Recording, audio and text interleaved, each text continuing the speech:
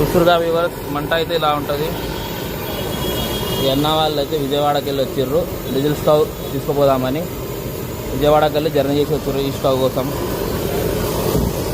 మంట అనేది ఎక్కువ తక్కువ చేసుకునే ఆప్షన్ కూడా ఉంటుంది, మనం బంద్ చేసుకోవచ్చు.